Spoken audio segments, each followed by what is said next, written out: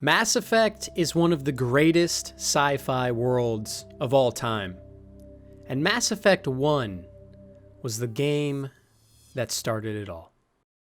The exploration of space will go ahead, and it is one of the great adventures of all time. Its conquest deserves the best of all mankind. For we meet in an hour of change, in a decade of hope, in an age of knowledge. Even though I realize that this is, in some measure, an act of faith and vision, for we do not now know what benefits await us. But if I were to say, my fellow citizens, that we shall send the moon,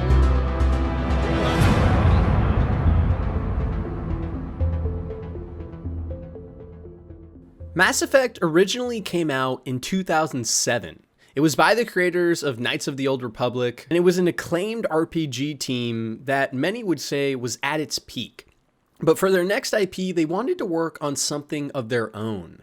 Not something by a property that was already established, but something that would be brand new. But at the end, they settled on focusing the game down to its core tenets: the story, the characters, and the world. And this served the game perfectly, because they knew from the beginning they wanted to make a trilogy. And if it was going to work, they needed the first game to really resonate and hit home with players and establish a universe that you wanted to be a part of.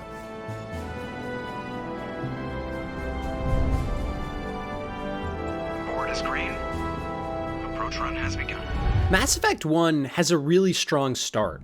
You immediately kick off as Commander Shepard aboard a vessel traveling through space. And as you start walking around, you're introduced to a variety of characters you're going to get to know and love throughout the series. And more importantly, the story is immediately interesting. There's a sense of urgency as there's a Spectre on board with you who you learn is a special agent for the Council, who you'll meet later.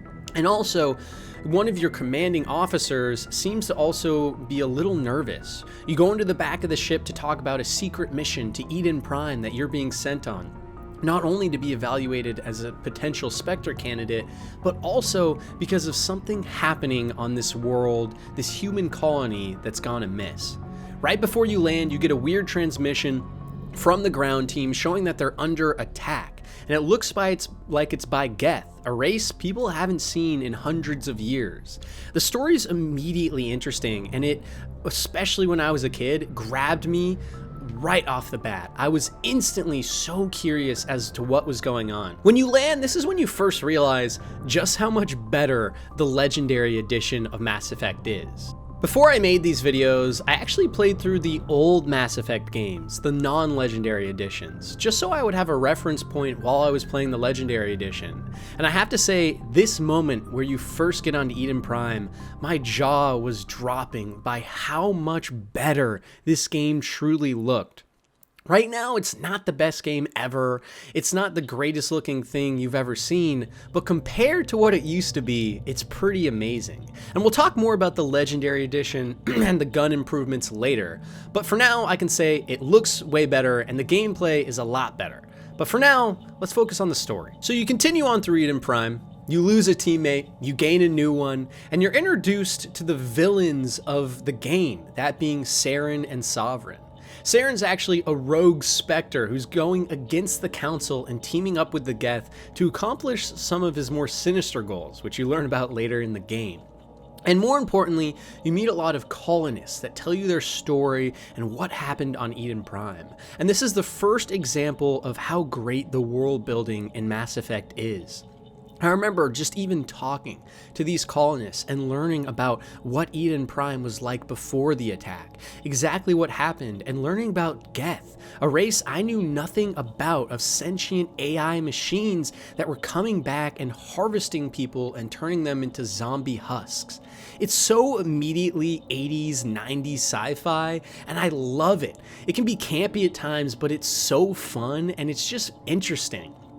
From there, though, the main part of Eden Prime is at the end, where you find a beacon to a long-lost race called the Protheans. Shepard walks up to the beacon and he's hit by a jolt and given a weird memory of some of the old Protheans and how they vanished. You go back to your ship and you're met with the medical staff, you talk with your crew, and now it's time that you hit the Citadel. And this is where the game takes a really slow turn. In fact, it's the part of the game that I imagine would be the reason that almost all of my friends and a lot of people can't get into the first Mass Effect. It starts so strong with the weird, mysterious undertone sci-fi themes. That first mission really gets you into the world and it makes you instantly want to know more. And then you're thrust upon the Citadel. And depending on how much you've already fallen in love with the universe, this is either amazing or horrible. And in fact, I think this is the part of the game that throws most people off of Mass Effect 1, and why most people prefer the second game to the first, where I find the first so invigorating. Because on the Citadel, the pace crawls to zero. Instead of fighting through waves of Geth and learning all about the story, instead, you walk around the Citadel, you meet a variety of new casts and characters, which by the way are awesome, but it's slow, and you go through a lot of dialogue. You talk to the different races on the Citadel, you learn about their histories and what they stand for, how they think, who they hate, and who they love. And if you're a certain type of player, this is amazing. I remember loving this as a kid and today when I replayed the game. It's awesome to just walk around this giant alien space station and learn about all of this history that you know nothing about. It's so interesting going to talk to the Asari and learning about how they live for 1,000 years and the implications of that and what they think about humans because they live shorter. It's interesting talking to the L Corps and seeing that they can't show any sort of emotion, so they have to announce to you how they speak before they do. Learning about the Solarians or the Turians and the Turian wars with the humans that you are just coming off the backs of. There's so much lore, world building, and history in the Citadel and around all of the Mass Effect 1 zones that is just amazing. And if you're a lore buff and if you love this world, this part of Mass Effect is what makes the first game work so well. Because before you even go on your later missions and do more bombastic things that tie into the main story that you were just given at the start, you learn about the world. And the reason this is so important and why this game sets up Mass Effect 2 and 3 so well is because it makes you care. You care about all the races and all of their politics and all of their conflicts because you've spent so much time talking to a variety of characters about them. You know, all the characters and the side quests, even though they are different things and they have their own narrative structures, they usually tie into the main themes of Mass Effect, whether that be artificial intelligence, how a race can basically castrate an entire another one. All of this discussion sets up the series to be great. But if you're not the type of player that can fall in love with this, you're really not going to like this part of Mass Effect 1. If the story hasn't clicked for you yet, or if you aren't falling in love with the world, you're going to be bored to tears, walking around and talking with dozens of random NPCs on the Citadel. And there's a lot of funny and great writing moments, which I think carries it through here. But if it doesn't click for you, then you're probably going to put the game down here. But if you don't, it only gets better. So after a couple hours on the Citadel, took me around 2 to 3, you get a couple new teammates, that being Garrus and Rex, some of the fan favorites, but you also prove that Saren has gone rogue. You find Tali, a Quarian, who has a voice recording that shows that Saren is working with the Geth. Because of this, the Council promotes you to Spectre status, something they were already looking into potentially making you. That way, they can send you on secret, covert missions to track down and stop Saren with whatever he's doing. Because by all accounts, it seems like he's trying to bring back the Reapers, an ancient race of machines that were hell-bent on destroying the Protheans, a super advanced race 50,000 years ago. So they send you out on the mission and you get your ship from Captain Anderson. He gives you his old ship and tells you that you're the one for the job.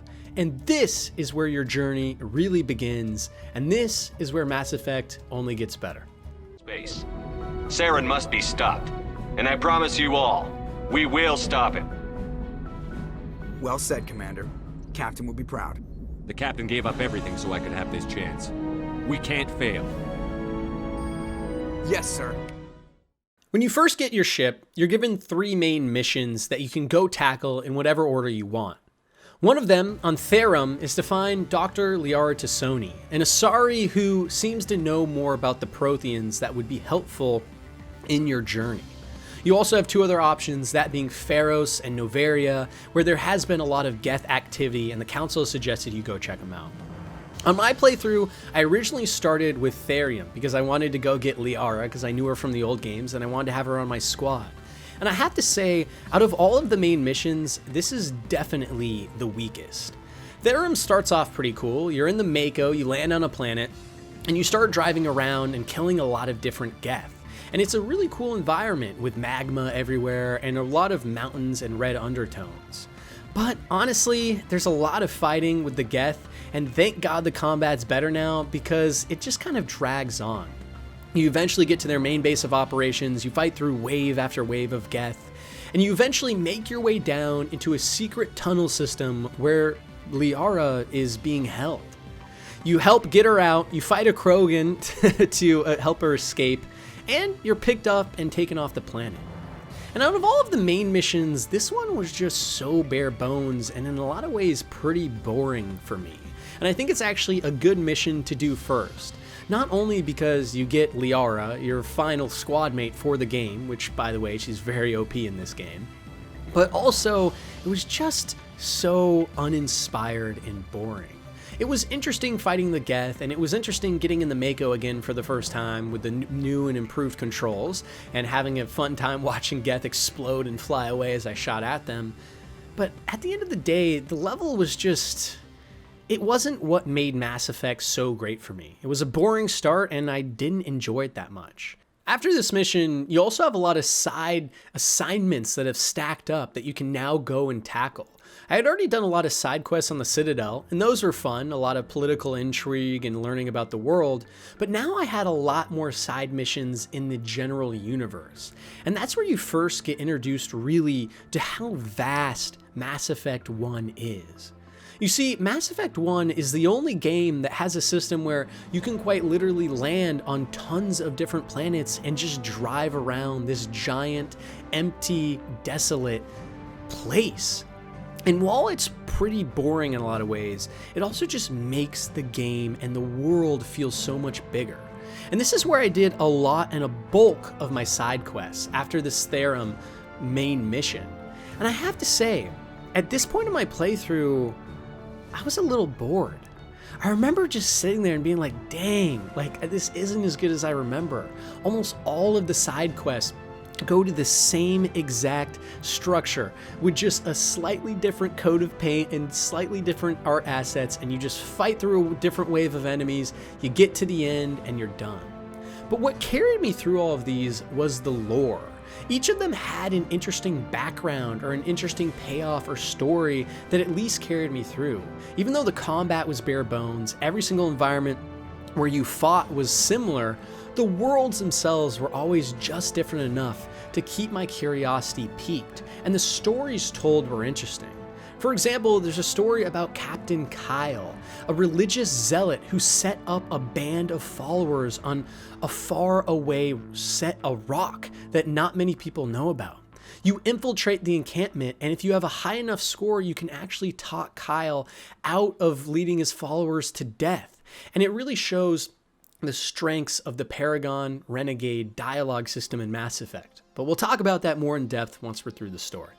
But I wasn't enjoying overall my experience that much at this point.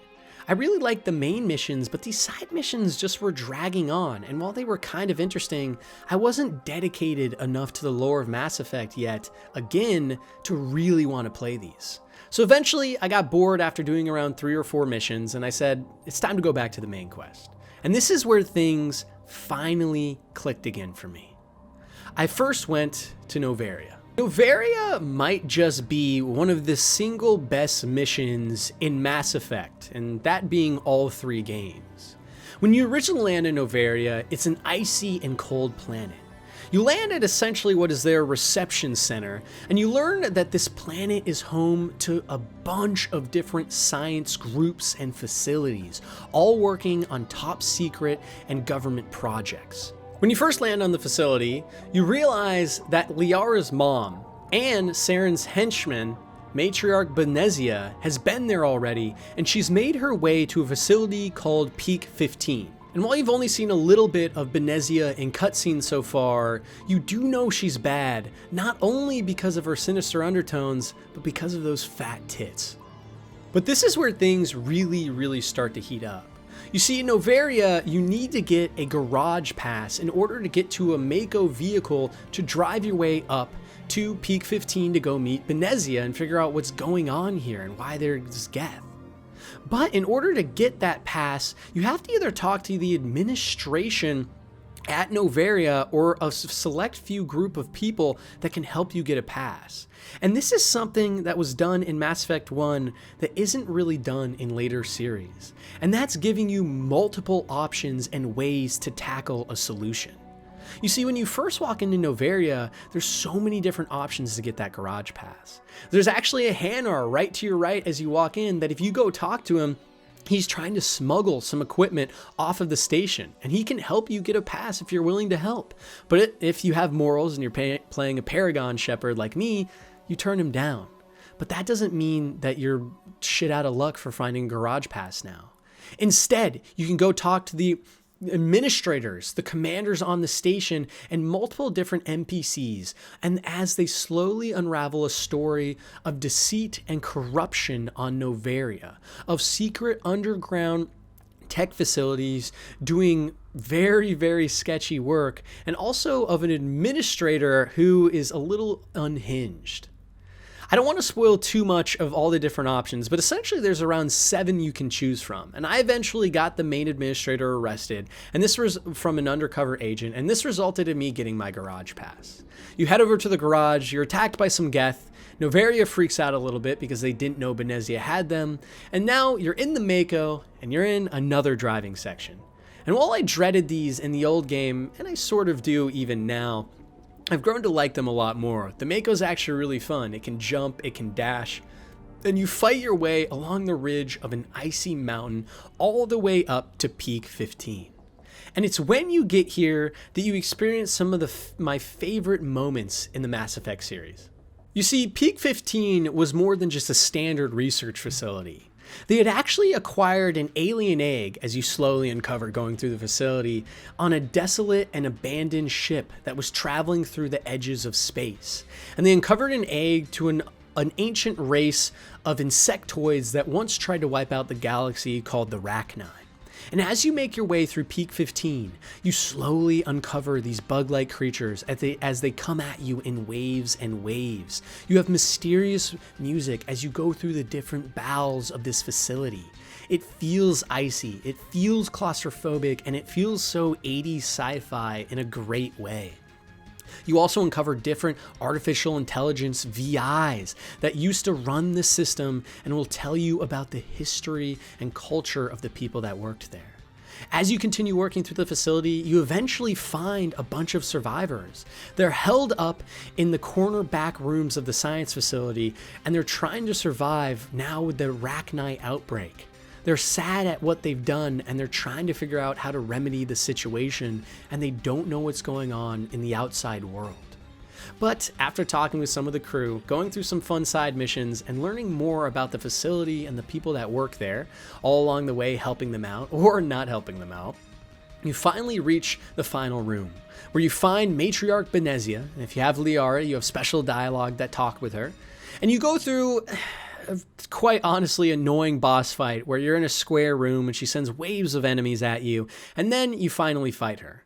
I remember in the original game, when I played on Insanity, this was ridiculously hard. But honestly, the difficulty in this new game, in the Legendary Edition, is extremely easy. Even on Insanity, never was this game hard. I died a handful of times because of annoyingness or jankiness in the combat and the game itself, but the actual fights and difficulty were never hard, and this fight especially showed me that. I remember pulling my hair out when I was a kid for this, and that might have been because I was younger and dumber, but also it was just so easy now. But I actually think that's a good thing, which we'll go into later, because the game isn't meant to have great combat. It's meant to have great story.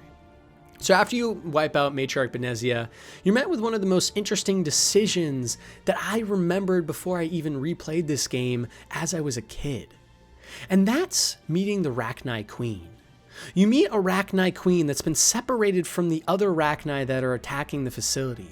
She says that she can't speak to them or stop them, but that she promises she won't be an adversary in the future.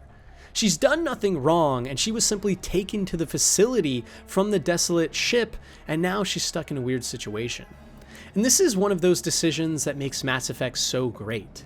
You get to decide whether or not to let the Rachni Queen live. Your squad mates have something to say, the Rachni Queen has something to say, and there's a lot of questions you can ask to determine whether or not you want to let the Queen live. But this is what makes Mass Effect so great. You see, I ended up letting the Rachni Queen live.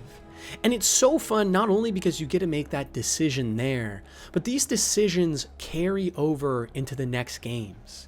You see, one of the selling points originally when the Mass Effect series was coming out was that your decisions in the first game would affect the second game and the third game. And then the second game, you would affect the third game. And this is one of those decisions that really shows that. Whether you decide to kill or save the Rachni Queen will change what happens later in the series. And me deciding to save the Queen can either have large implications or turn out to be something great in the end. But it's those decisions you make and the consequences they have later that just lend so much more gravity to the decisions you're making and make them actually feel like a decision and not just a pointless checklist you have to block off. So after you either free or kill the Queen, you need to fight your way out of the facility in the hot labs now. You set off a neutron bomb, which will make sure it eradicates all the Rachni at the facility. That way they can't escape, reproduce, and once again attack the galaxy. And after that, you head off of Noveria. And you learn that, well, it looks like Saren was trying to get control of the Rachni Queen in order to help his vengeance that he's trying to accomplish with the Reapers and the Geth. And you know, this is where I remembered why I love Mass Effect so fucking much. You know, they just don't make games quite like this anymore. That 80s campy sci-fi feel, the awesome character interactions, the super mysterious and intriguing story, and the world built around it. When I was going through the Rachni facility, I had so many codex entries that I just sat there and listened to about the history of the Rachni, about the history of their wars, about how they eat and how they sleep and what they do. It was so amazing getting lost in this world again. And going on Noveria is what made me remember why I loved Mass Effect 1 so much. And in fact, it was from this point on, whenever I did side missions, I started to absolutely love them. Even though these planets I was going to were just essentially reskinned new planets that did look different, but always had the same interior structures, I was just having so much more fun. I went on some missions like a Rogue AI mission, where a Rogue AI was trying to take control of a facility, and when you kill it, in binary, it sends you a code that says, "Help me." And there were so many fun and interesting missions. And now that I was more dedicated to the world, they left such a higher impact on me. Where before I was bored just dropping on all these planets over and over and over and over again, now I loved it. Because even that little bit of backstory that you would go through when you landed on a planet was amazing. There was another side mission I did after Noveria where I had to land on a planet where there was a nuclear bomb that had been left behind by the human colonies when they were first in the war by the Turians, and they had lost the nuke, but its arming device had gone off. So I went to a planet to see what was going on, and after venturing deep into a cave, I find out it was a setup from a man who had fought me back in my old wars as Commander Shepard, where I had originally bested him and his crew. And after I escape and kill him, you just realize when you care about this world, how much more it means. That mission would have just been a generic land, shoot, and escape mission if I didn't care. But because now I was so into the lore of Mass Effect and falling so in love with the characters and all of the backstory, knowing that this commander and learning his story and our war made it all the better for me because I was scrounging for any tidbit of lore I could get. The side missions stopped being tedious fetch quests or Mary Sue adventures, and instead they started being ways for me to get more and more lore and history about a peoples and universe that I loved. And this is when I decided to move on to the next main mission, Pharos. And this is a mission I don't really remember from my childhood. I did remember Noveria, and there were points like the Rachni Queen that I remembered distinctly. I remembered the room, I remembered the conversation, but on Pharos, I actually remembered nothing. Literally nothing. I landed on the planet and I was like, what is this? And I have to say, I actually really liked it. And I think a lot of the reason is with the upgraded graphics in the Legendary Edition, I think that this area and zone just hits so much harder.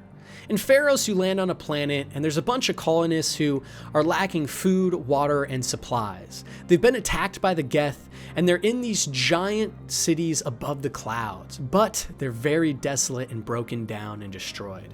So as you make your way through these towers across the sky, you fight through waves and waves of Geth. If you so choose, you can help the colonists get more food and water, and you fight your way to another facility on the other side of a bridge. And it's when you get here that you go through another fighting section. You find another group of band of survivors, you talk with them for a little bit, learn more lore, and you keep going through the facility.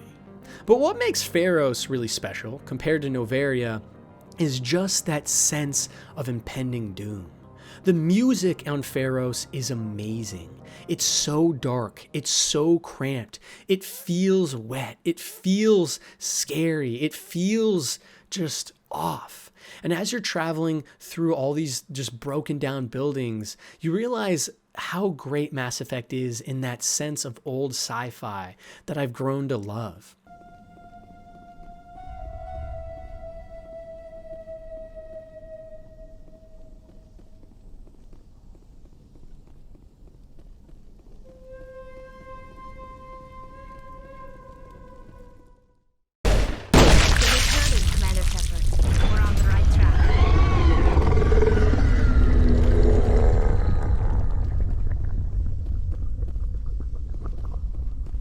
But essentially, you make your way through the facility, you help all the survivors get as many of the Geth out as you can, you blow off a warship, and then you learn about a creature called the Thorian, who, unbeknownst to you, was actually controlling all of the colonists that you originally saw. You go and find the creature, and it looks like it's being controlled by an Asari.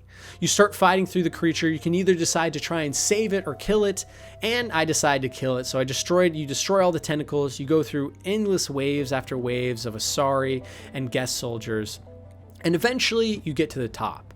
You talk to the Asari that was being overrun by this creature, and she tells you that Saren was once again trying to control the Thorian to help him on his mission. But also you get a lot more backstory onto what's happening. You learn more about the Reapers, about Sovereign, about the Thorian, and just backstory about Mass Effect in general. And after you're done talking with her, you either kill her or let her stay with the group and help the colony come back to life. And then you head back to the Normandy, you get any extra side quests you missed, and it's time for the next part of the mission. And this is where Mass Effect really hits its stride. It starts off strong, it gets really slow with the Citadel, and then you have some missions and side quests that can be a little boring, but you start to get more and more into the world, and Pharos and Noveria are perfect for this because of these weird creatures and history you're learning about the Mass Effect universe and the implications it's having on the story and the Reapers and Saren and all of these things. But now is where the story really heats up. And even though you're almost already done with the game, Mass Effect 1 is shorter than I remember, this is where it gets really good. So next up, you head over to Virmire, where essentially there are Solarians that are trying to protect a facility that's been overrun by the Geth and Saren himself. When you head over to Virmire, this is the first mission where you have a bunch of big reveals and decisions. When you first land on the planet, it's noticeably more beautiful than most places you've been. It's like a sprawling beach tropical oasis. And as you drive along, you fight through wave after wave of Geth, something you've become accustomed to at this point. And you make your way to the beach landing where the Solarians are held up. You learn that Saren, at this research facility, is trying to make an army of Krogan. He's come up with a sort of vaccine for the genophage, which is a giant really virus that is killing Krogans and not allowing them to child rear or have any babies. It was created by the Solarians many years before, and it's why the Krogan and Solarians have so many issues. But you learn about this, and your companion Rex isn't happy. He doesn't want to go destroy the facility that Saren is a part of, because this is the way to save his people. This could quite literally make sure his race lives on. And depending on if you have enough Paragon or Renegade points, this means you can either save Rex and he'll stay with you, or you're gonna have to kill him so he doesn't kill you. Krogan, this base can't be destroyed. I won't allow it.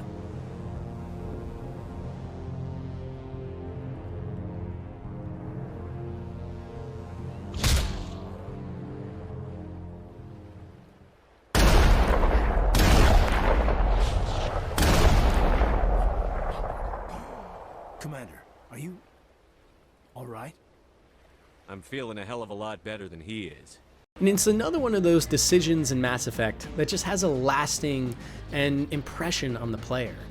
I do have to say though, a lot of these moments I remember as a kid so fondly as being super impactful. But playing them again, it just felt like, yeah, this is happening. The dialogue wasn't as heroic as I remember. And the moment didn't really hit as strong as I remember it.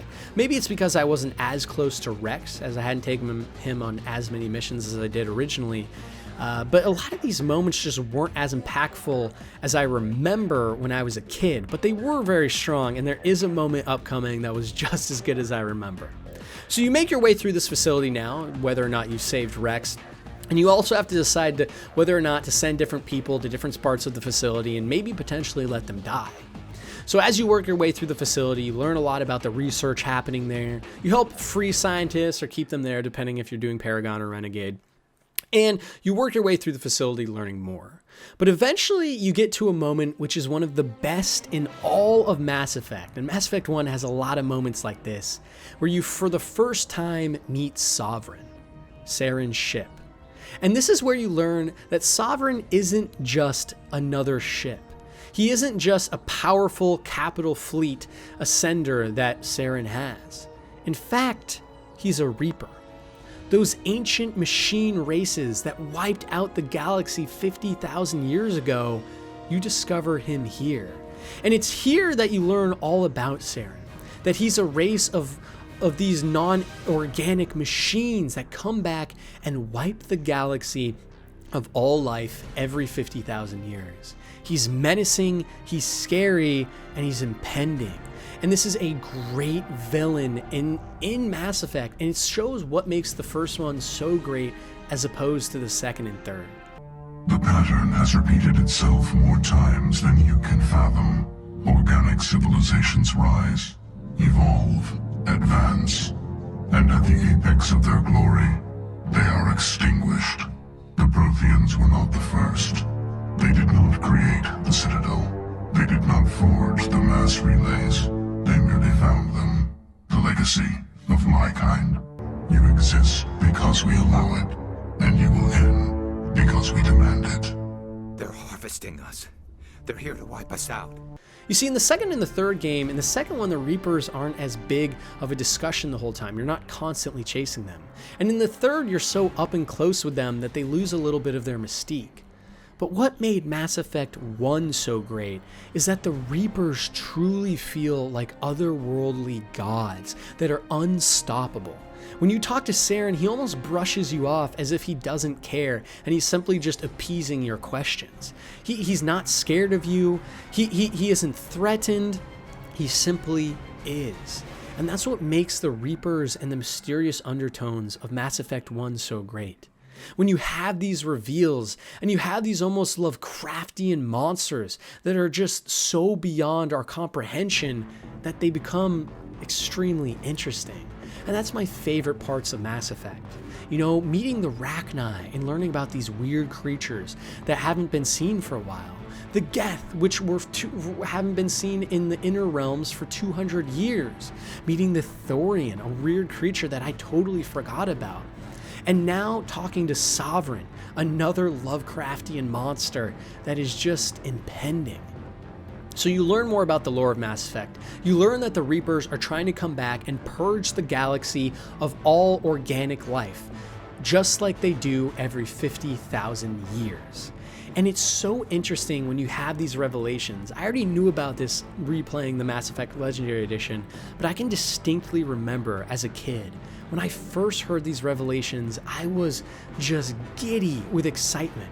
All of that lore I had fallen in love with, all of that history, all the peoples, and this amazing story had a big payoff here. And I just became extremely invested in the world past this. I read every single codex entry, not only when I was a kid, but again on the Legendary Edition. And I went through every piece of lore I had missed previously because I was so interested in the world and what was happening now. But you're not done yet, as you have to finish off Virmire. So you make your way over to the center of the facility, where you're going to be planting a nuke to try and blow it up. That way Saren can't make his Krogan army. And when you get there, you have to decide to let one of your crewmates stay on the bomb and arm it. As you do this, you start fighting your way over to another part of the map, and this is when you have another big decision between Kaidan and Ashley. By this point, you've decided to let one of them go arm the bomb, and one of them go help out the Solarians on their path going through the main sector. Here's what happens though. Both are being attacked, and you have to decide which one you want to save. So now you have to decide to either let Kaidan or Ashley die. On this playthrough, I let Ashley live just because that's what I did as a kid, and I just kind of wanted to do a similar playthrough. So I let Ashley live, Kaidan dies, you fight Saren as he comes in and tries to take you out, and you escape Virmire. After this, you head back to the Citadel, and your ship is requisitioned. The Council isn't happy with you, but you talk to Anderson, and you find a way for him to sneak in and essentially let you get your ship back. You take the ship, and you get your entire crew all ready to go, and you fly to Eos. Eos is an old Prothean research facility, and it's somewhere that Saren has already gone. And when you get there, you can see he's already making his way through the facility. But you fight through wave after wave of zombies and Geth, and you eventually start driving your way down one of the best set pieces in Mass Effect 1. And by the time you get there, Saren is long gone, but you do make it far enough to find a Prothean VI, artificial intelligence, named Vigil. And this is another amazing moment, just like Sovereign, where you learn so much about what is really going on, and so much of the backstory and lore of Mass Effect. You learn that this is an ancient Prothean research facility, where when the Reapers first attacked, they went dark. That way the Reapers wouldn't find them and extinguish all of them. All of those pods you saw as you were driving by are actually dead Protheans that were put into stasis, but the VI didn't have enough power to keep them alive forever. And there were a couple survivors, 12 of them in fact, who did come back alive and were able to study the Reapers while they still lived for as long as they could. And they discovered that the Keepers, those cute little green guys on the Citadels, were actually being controlled by the Reapers the entire time. And their whole task that no one knew about and was always wondering about on the Citadel was to unleash the Citadel and turn it into a mass relay its true purpose that no one knew yet when the time came for the Reapers to come back. But the Protheans had figured out a way to stop this on the next cycle. They had figured out a way to make it so that when the Reapers called for the Keepers to turn the Citadel into a mass relay, it wouldn't work. And that's where Saren came in. That's where Sovereign came in, the one Reaper they left behind to watch the universe and make sure it went through. Sovereign had discovered that the Keepers were not working, and he needed someone who could covert-optively go and fix the situation. Because, you see, Reapers aren't immune. They aren't impenetrable. One Reaper attacking the Citadel will get destroyed by an entire fleet of all of the allied alien races. So Sovereign couldn't simply just go in and fix the situation himself. He needed someone to go do it for him.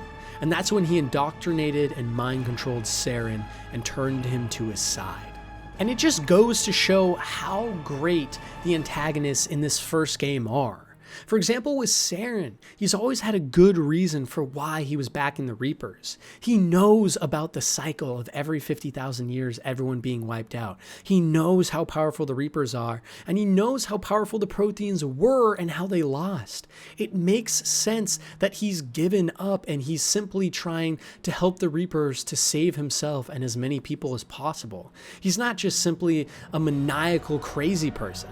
But on the same token, he's being indoctrinated.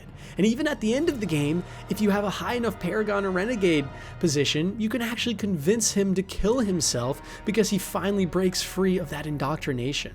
It's a great arc. And with Sovereign, for example, he's amazing in completely different other ways, where he's just so impending and so powerful and so ominous that it's just interesting thinking about a being that's that much more powerful than you. But essentially, that's the end of EOS. You've traveled down to a mass relay, which teleports you to the Citadel, which is now under attack from the Reaper force, and they've made it all the way to the Citadel, with Saren and Geth to boot. And while this mission is pretty standard, you essentially just fight your way through another wave after wave after wave of Geth. It's such a good looking and interesting final mission. I have to know, back in 2007 especially, the creators of Mass Effect had to be giddy with how awesome this level is. You're traveling around the Citadel as you look all around you and see the massive scale of this space station. You can see fighting all around you. There's Geth killing people everywhere. There's spaceships flying around, and you slowly make your way towards Sovereign, and more specifically, Saren in the Council Room. And this is where you fight Saren. And like I said, in my playthrough, I was able to make him kill himself the first time because he felt bad about what he had done. And you make your way down into the lower depths, where you discover that yes, Saren is truly dead, but also you have to make another tough decision. The Council is under attack in their main flagship, the Destiny Ascension, and you either have to decide to help save them or help save the innocent people on the Citadel, because you can only do one with the force you have. As with all Mass Effect decisions, this is going to have consequences later down the line. But essentially, Saren comes back to life as a crazy zombie dude. You fight that once again in a second boss fight. Luckily, I didn't have to do the first one. And then the game ends. It looks like Shepard's dead, but he barely survives. And you make it back out with all of your crew intact on the Normandy, and you see Anderson and Udina standing there as well. And at the end of the game, you have one final decision to make. Who's going to help head up the new front for humanity on the Council? Should it be Anderson or should it be Udina? I chose Anderson, but there's good reasons for both. And well, that marks the end of the first game. And it ends on a very interesting note. It's a huge cliffhanger where essentially the Reapers have been stopped for now, but we know more are coming. They weren't able to come through the Citadel mass relay station, but they are on the outside fringes of the galaxy. And we know that they aren't going to stop at anything to come back and take out all advanced organic life. And that's the story of Mass Effect, at least the first game. And I think it's a damn great story. It has everything I love in sci-fi, that being mystery, intrigue, great characters, awesome worlds, and great art direction. The entire game is better than the sum of its parts. And while the first game is the jankiest one, for sure, it does have probably the worst combat. It does feel a little old. The inventory system, even though it's improved in the Legendary Edition, isn't anything to write home about, and it's still kind of annoying to deal with. But there's something so great about the first Mass Effect that no other games, Mass Effect 2 and 3 included, can capture. There's no other first entry in a series, whether that's Star Wars, Star Trek, or any sci-fi, that starts off a universe so well. You know, the crowning achievement of Mass Effect isn't the combat, it isn't the characters, and it's not even that amazing story we just went through in depth. It's the world building. It's how you get so lost in the history of these fake alien races that don't even exist. You know, when I play RPGs, I always start off by reading all the codex entries, reading all the books in Skyrim, talking to every NPC. But I eventually get bored. The lore isn't rich enough, or there obviously wasn't enough care put into it for me to care, or the world is just simply not interesting enough. But Mass Effect is different. It's the only game ever where I quite literally read every single dialogue choice. I went through every single codex entry when I was a kid and again on the Legendary Edition to see all about the world. Mass Effect invites you to keep digging. It invites you to learn about the history, to learn about the species and their conflicts and what's going on and what happened then and why this is happening here. And it's so interesting to get lost in the world of Mass Effect. And more than anything, that's what makes the first game great. It's an amazing first entry into a series that only gets better and better in a lot of people's eyes. And you know, even though this is the game that most people skip and a lot of people don't like because it is janky and it is older, I think it's a must play in the Mass Effect trilogy. It makes the next games so much more impactful, not only because your decisions carry over, but because this is the game, more than any other, that makes you fall in love with the universe.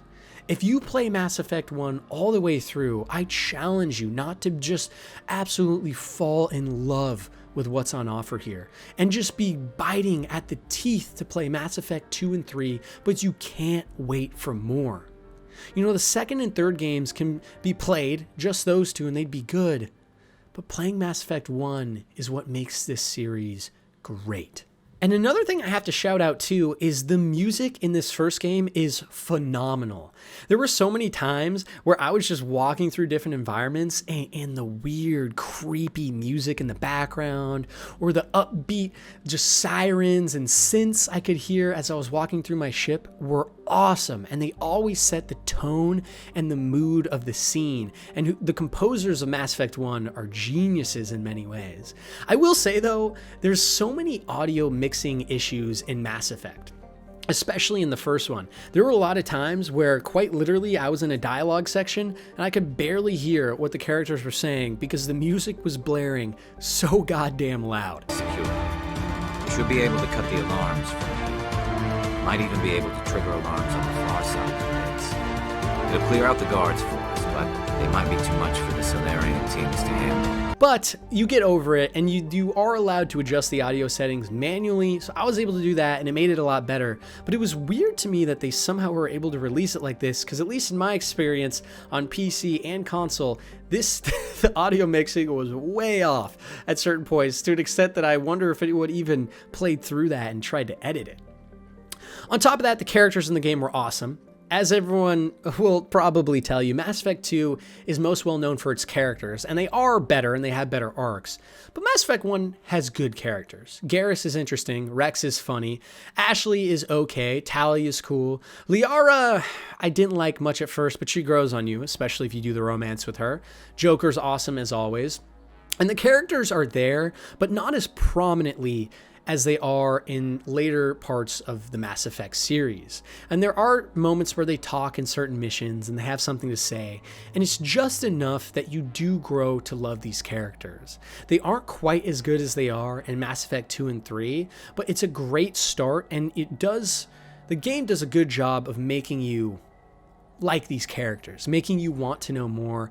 And really what it does better than anything is it just makes you feel like you have a family, a crew, especially because in between all of these missions, you're going to be going back to the Normandy, your ship, and you're going to be talking with all these different aliens and people and asking them about how they feel about the last mission and about their life and helping them on certain missions they might need help on.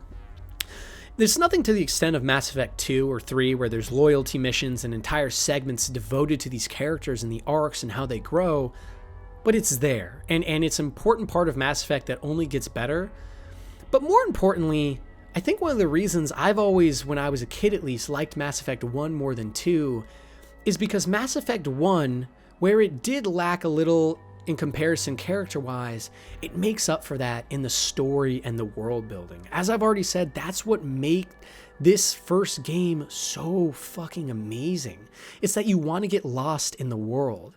And in fact, the best way to put it is that in Mass Effect 2, there's about 12 different characters, and they all have an amazing backstory, an amazing arc, and something great. But in Mass Effect 1, there's one of those, and that's the world. The world is a character, and it's the best character that Mass Effect has ever seen. And that's what makes the first game so good, and why I really, really like it. And I'll have to see how I like the second and third games again now that I'm going to be playing them again. I originally, as a kid, liked the third game the best, then I liked the first game, and I liked the second game the least. And we'll have to see if I still feel that way now that I'm replaying and I'm older and maybe have more perspective.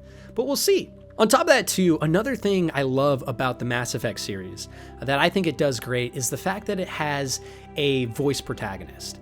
And not only that, but a voice protagonist that has a backstory and has a history. You see, Commander Shepard is his own person. Even though we can kind of control what he says and what he does and the decisions he makes, at the end of the day, they're always going to be within the realm of what Commander Shepard would do. It's not like a traditional non-voiced role-playing game like Fallout or Skyrim, where your character doesn't have a voice and you simply just pick whatever dialogue option you want. But I actually think that's a good thing. I see so many people online talk about how silent protagonists are the way to go. But I think having a voice protagonist with an actual personality and background like in Mass Effect makes it so much more impactful. It makes it so much more interesting because I can learn about Shepard's past. I can go on missions with people he used to know. He already knows about the world. He feels like an actual living, breathing character. And while he doesn't have a big arc in Mass Effect 1 or 2, 3 is where he really starts to come into his own as a character. He has his moments. He has moments in Mass Effect 1 where he feels like he's lost everything and he feels like he's just not doing well. And characters come to console him, like Liara. That's actually where I started to like Liara. Before I thought she was too goody two-shoes. When she came to help me when Shepard was down, that's when I started to like her more. And at the end of the day, having a character that is their own is so powerful. Everyone always wants to roleplay and make their own character, but I think it's so much more powerful to have someone who's real. You know, when people play Dungeons and Dragons, it's actually more like a voice protagonist than a silent one. Because when you're playing Dungeons and Dragons, you make a backstory for your character. You make him a certain type of person that would make certain decisions. And that's what Shepard is.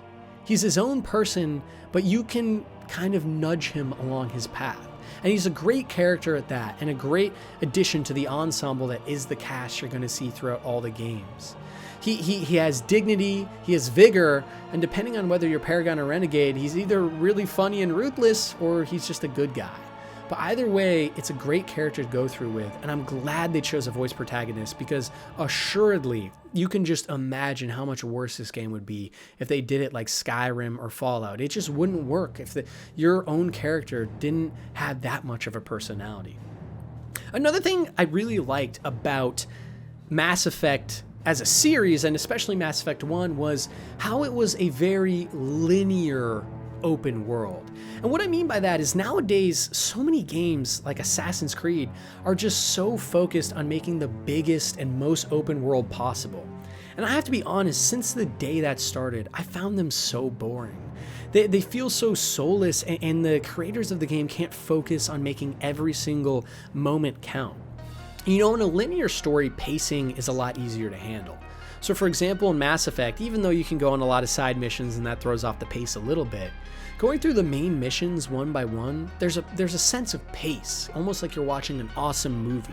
There's ups, there's downs, there's big moments of action, and then slower moments of intrigue, followed by that. And it's just lends itself to better storytelling. You know, the way Mass Effect does it is you land on a world, and it could be a pretty big world to explore. For example, the Citadel in the first game is quite large. There's tons of elevators, there's tons of zones, there's tons of people to talk to, and tons of places to see. You can land on different undiscovered planets and just drive around the planet aimlessly with maybe only one thing to discover besides just driving up and down these hills on the Mako. But the thing is, it's not an open world. You can't simply just go anywhere you want on one planet and there's all these random side quests everywhere. It's a linear driven experience. Each mission takes you to a specific planet, and on that planet there's a specific zone you go to, and that's where you do the mission. And it's because of this, the creators can focus more on making a driven and focused experience, as well as just putting more polish into each of the zones, meaning that wherever you're going, it's interesting and there's no downtime in the sense that you're just bored because there's just a wide open grassy plain that you have to walk across to get to the next zone. Another thing I wanted to touch on that I think Mass Effect could actually do quite a bit better is actually the Paragon and Renegade system. You know, recently I was playing The Witcher Tales Thornbreaker, which is a little like single player card game. But what I loved about that game is that it always gave you interesting moral decisions, something that CD Projekt Red and The Witcher and Cyberpunk have always been really good at.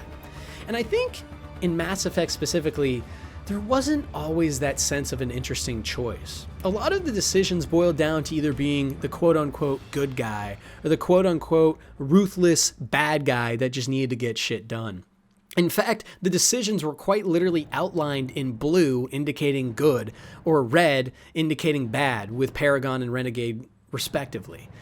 And the decisions in Mass Effect, while they're very interesting at a story level and at a lore level and world building level, like meeting the Rachni and, you know, figuring out what's happening there, they aren't as intriguing in them of themselves as, for example, the Witcher series. When you play Thornbreaker, for example, when you make decisions, the game doesn't tell you whether or not that was a good thing or that was a bad thing.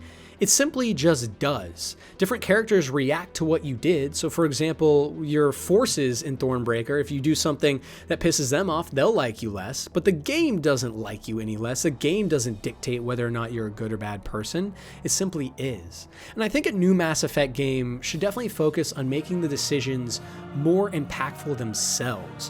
While they're really fun in Mass Effect and they're awesome because your decisions carry over into future games, the decisions themselves aren't as mature, if that makes any sense, as maybe CD Projekt Red games is a perfect example. And I think that's something that the series could really improve on, because even in the first game, it's you're a good or a bad guy, and there's no moral gray ground that really shows itself like it does in more modern RPGs. And it's something I would love to see in the future Mass Effect games that have been announced. Besides that, the combat in the game is much improved. So like I said, I played through the original games before, and originally I was playing as an engineer in my first playthrough on the old Mass Effect, and the combat is very tough. In the old games, shooting was super inaccurate. You could fire straight at an enemy, almost point blank, and the bullets would be flying to the left and right until you fully upgraded your guns.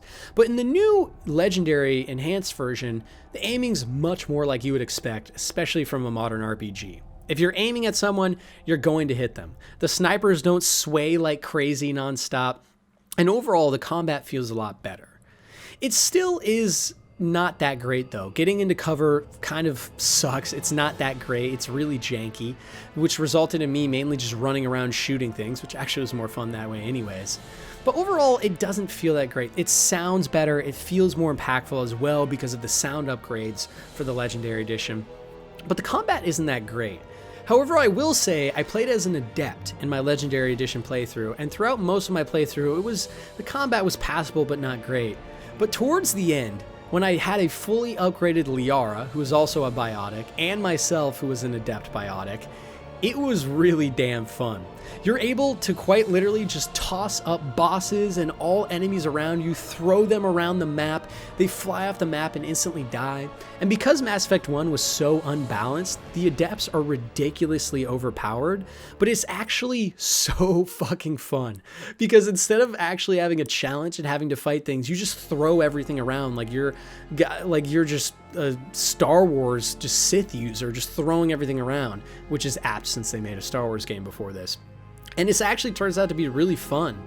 Another thing too is the difficulty level in the Legendary Edition is a joke. I played on Insanity the whole way through, and it was so easy. I did die a handful of times, but every time I died, it was more so because the game either was being glitchy with me trying to get into cover, so my guy would die because I couldn't get into cover, or the combat was just being weird, or the AI freaked out and a missile would randomly hit me. It was more jankiness being the reason I died, but otherwise, Insanity felt more like, honestly, I would say easy. If you guys are playing through this, I highly recommend you play through on Insanity, with the only caveat being that because this game is older, and I'm surprised they didn't fix this, the autosave system is so bad. I've been playing a little Mass Effect 2 now for getting ready for that video as well, and I have to say my biggest thing I love about that game so far is the autosave system isn't ass. There were multiple times on my Insanity playthrough in Mass Effect 1 where I would die and be sent back quite literally 30 or 40 minutes, and I'd be banging my head against my controller because I just didn't know if I had the willpower to go through the exact same section with mediocre combat once again. And that's why I'm actually happy they made the combat easier. I think it's the right decision. Mass Effect 1 objectively doesn't have good combat, and I don't think they should have a hard mode. I think you should just make it fairly easy. You get through it, you have an amazing, awesome story and characters, and then you move on to the next game where the combat really, really improves. The only thing too that I sort of touched on was the Mako. The Mako does feel a lot better now. I actually didn't hate the driving in the Mako, I know this is a controversial opinion, that much in the original, but it does feel a lot better here. And it's like I said earlier, it's really fun watching people blow up as you fire on them in the Mako. And the Mako fighting sections were actually fun now. Before I found them tedious, but I wasn't that annoyed with the driving. Now I found them pretty fun, and they were a good kind of change of pace from the on-foot combat. You know, I don't know if there'll ever be another game like Mass Effect. It's a game that has truly left a mark on me, and one of the games that made me fall in love with the medium in the first place. And more than any game I've played before or after it, the world building and the story and the universe that this game sets up is immaculate. I truly hope that in the future, at some point, we can get a modern game with new and improved features, combat, and dialogue just like this. Because while Mass Effect doesn't do everything right, and it is assuredly, even with the Mass Effect Legendary Edition upgrades, the most janky of the three, and does show its age, and there's a lot of people that I think could love this game but won't because it feels old. Even through all of that, if you do get through this game, if you do play through the whole thing, you will fall in love. This is one of the best, if not the best, sci-fi universes ever created. No other game has made me fall in love with its people, its stories, and its political intrigue as much as Mass Effect. And more so than any of the games, it's Mass Effect 1 that makes you fall in love with the universe. I play a lot of games for a lot of different reasons, whether it's amazing combat in games like Outriders, or interesting stories like in Mass Effect or Thornbreaker. But Mass Effect 1 truly has something special. It's something I can't even capture in words or just showing you footage on screen, even after an hour. There's something truly special about that first time you play Mass Effect. That first time you discover the secret of the Reapers. When you first discover Vigil and you talk to him and you uncover and unravel this Lovecraftian just love story and horror story that's been set before you. The first time you learn about things like the Genophage and the Quarian migrant fleet, and things I didn't even touch on in this video to let you guys discover them yourselves. There's things in the Mass Effect universe that are done so well And no matter how old this game gets, and no matter how janky it is around the edges, this is truly a masterpiece. A game that does what it set out to do better than any game before it, or probably even after it. And while I'm not even sure it's the best Mass Effect, originally I liked 3 better than 1, and I liked 2 the least, and we're going to have to see as I do this review series where I end up on that. But assuredly, the world of Mass Effect wouldn't be anything without this first entry. And I know so many people have only played Mass Effect 2 and 3, because that's when the games got bigger. But if you truly want to fall in love with this world, and you truly want to see why I think this is the best sci-fi universe out there, check out Mass Effect 1.